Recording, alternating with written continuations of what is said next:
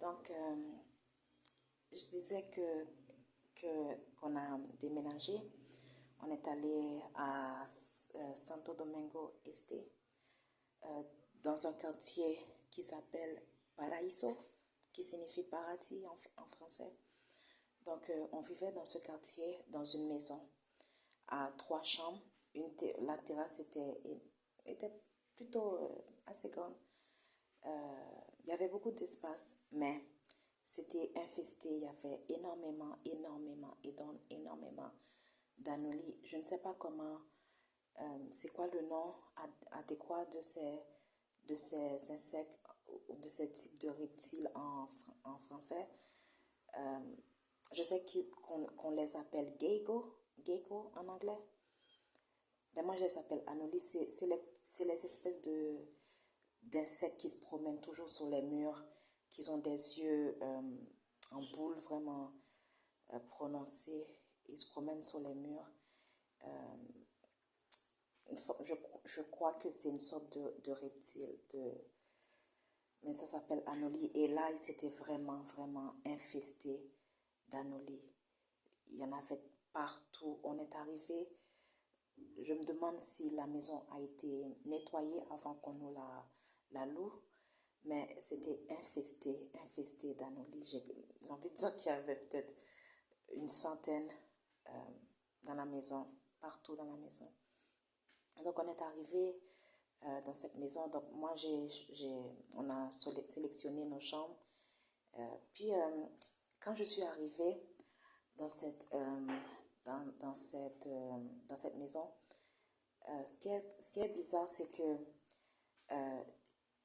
j'ai commencé à penser aux voisins, d'où ce que j'ai laissé sortir à Santiago. J'ai commencé à penser à ces voisins, je ne sais pas pourquoi, mais je pensais à eux et aussi je rêvais, je faisais des rêves où je voyais que je me baignais et j'étais nue, j'étais nue et il y avait des personnes ces voisins, ils me voyaient me baigner. J'étais nue, je faisais des rêves bizarres dans la nouvelle maison où on habitait. Aussi, comme peut-être à peu près 2 semaines après qu'on soit arrivé, j'avais cette envie, je ne sais pas, il y avait quelque chose qui me disait qu'il fallait que je sorte, qu'il fallait que je sorte, je dois sortir de la maison.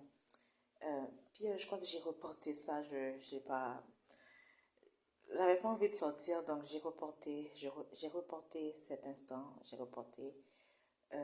Aussi, je me suis souvenu pourquoi je suis finalement sortie. Je me suis souvenu que j'avais vu une vidéo de YouTube où quelqu'un disait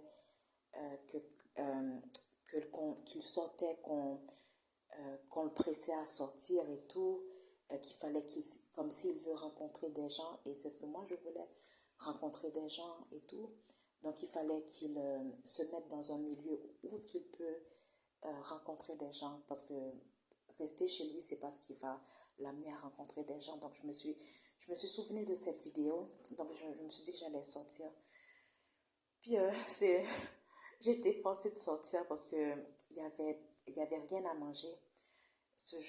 Un jour, il n'y avait plus rien à manger. Donc, mon frère à qui recevait l'argent, à qui on envoyait l'argent, parce que aucun de nous ne travaillait à cette époque.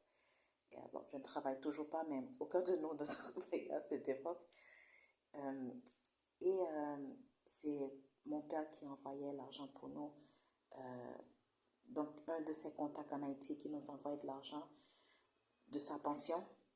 Et quand on reçoit cet argent, on fait ce qu'on a à faire avec l'argent. Donc, il m'a donné de l'argent parce qu'il n'y avait rien à manger, donc il m'a donné de l'argent. Donc, je suis allée acheter, donc je me suis dit que j'allais sortir. Comme c'était moi qui devais préparer la nourriture à manger pour ma mère. Donc, comme elle était handicapée et tout, donc je suis sortie pour aller acheter certaines choses au Colmado, qui est comme un dépanneur à Santo Domingo. Donc, je suis sortie, le Colmado était vrai à 2 pas de la maison. Donc, je suis sortie, je suis sortie. Puis, d'arriver au Colmado, j'ai vu qu'il y avait un endroit où il y avait qui vendaient des pâtés dominicains. C'était exposé, c'est comme dans une, oui, donc comme dans un garage d'une maison, ils vendaient du pâté. Donc je me suis dit que quand j'aurais terminé d'acheter au Colmado ce que j'avais besoin d'acheter, en retournant, j'allais acheter du pâté. Donc quand je suis allée au Colmado, j'ai acheté ce que je devais acheter, puis je suis retournée à l'endroit où ils vendaient du pâté. Mais c'était un endroit ouvert. On aurait dit une maison avec une barrière. Ils ont laissé la barrière ouverte et les pâtés étaient exposés. Donc, il n'y avait personne à côté des pâtés. Donc, j'ai dû rentrer. Je suis rentrée pour demander qui était le vendeur. Puis, en entrant, j'ai vu qu'il y avait une grosse dame, une dame et un garçon. Ils étaient les deux à côté. Je crois qu'ils étaient au total 4, mais je ne m'appelle plus des 2 autres, mais je me souviens de la grosse dame et du garçon qui était à côté d'elle. Donc en entrant, j'ai salué, j'ai dit bonjour, puis j'ai regardé la dame parce que je croyais que c'était elle, la vendeuse. Je l'ai regardée et elle m'a juste répondu bonjour. Et j'ai vu qu'elle est partie. Quand j'ai posé la question, est-ce que c'est elle qui vend les pâtés et tout, elle est partie, elle ne m'a pas répondu. Et j'ai vu que comme le garçon a commencé à me répondre à ce moment, j'étais trop timide. J'étais trop timide parce que je ne m'attendais pas à ce que ce soit lui qui vende les pâtés. Puis quand il a commencé à me parler,